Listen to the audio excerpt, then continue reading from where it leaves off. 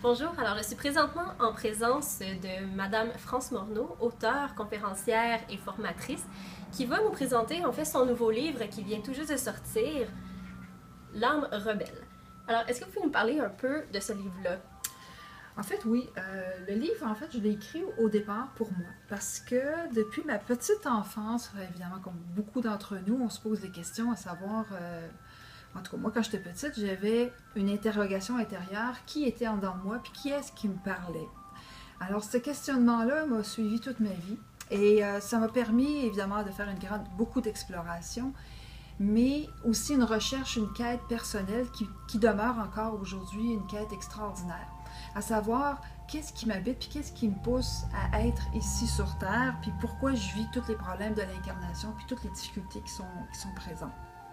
J'ai remarqué que dans votre livre, puis aussi comme vous venez de le mentionner, vous l'aviez d'abord écrit pour vous, il y a beaucoup de points qui prennent ancrage dans votre histoire personnelle. Oui. Donc vous parlez de la différence des âmes, mais est-ce qu'en quelque part il n'y aurait pas une certaine universalité dans tout le cheminement, le processus? En fait, l'âme, elle est comme dans une mer ou un océan, comme de l'eau. Mais si je prends une goutte d'eau puis je la diffère, elle devient une goutte d'eau unique dans ses propriétés. Mais si elle appartient à l'océan, elle devient l'océan aussi. Le sous-titre du livre qui est ici, c'est Guide de vie pour les défis terrestres. Oui. Donc ça, en fait, c'est un peu un parcours que l'âme fait. En fait, le défi terrestre, c'est que l'âme, elle s'incarne avec un but très particulier. En fait, j'appelle ça dans mon livre, j'appelle ça le carnet d'apprentissage. Donc, avant l'incarnation, elle choisit le corps, elle va choisir son environnement, elle va choisir les personnes avec qui elle veut évoluer. Elle a, dans son carnet d'apprentissage, des étapes qu'elle doit franchir. Alors, elle se donne des défis qui sont déjà prédéterminés d'avance.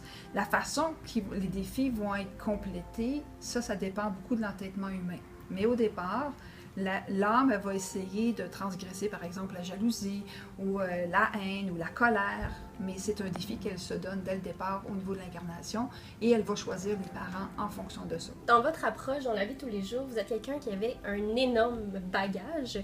Vous avez touché un peu à tout. J'ai vu que vous aviez des formations en synergologie, en PNL, en radiesthésie. Vous avez touché beaucoup de choses. Est-ce que justement ce parcours de l'âme-là ne représenterait pas un peu ce point de vue-là holistique de l'être humain?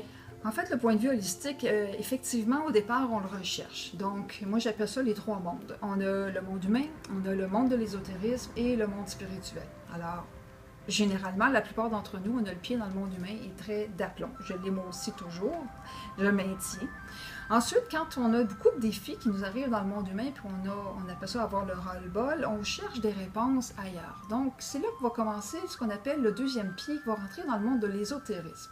Fait que dans le monde humain, c'est à cause de mon père, de ma famille, à cause du gouvernement, à cause de mon travail, à cause de l'environnement, puis à cause de la température. Bon. Quand on arrive dans le monde de l'ésotérisme, c'est assez intéressant parce que là, on dit « Oh mon Dieu, c'est à cause de l'univers, de mon karma, de ma vie antérieure, de mes maîtres, de mes guides qui sont pas présents. » Donc, on est toujours avec une cause à l'extérieur de nous. Mais par contre, quand on rentre dans le monde spirituel, il n'y a plus de cause extérieure, là, c'est à cause de moi. Et là, débute vraiment la vraie quête.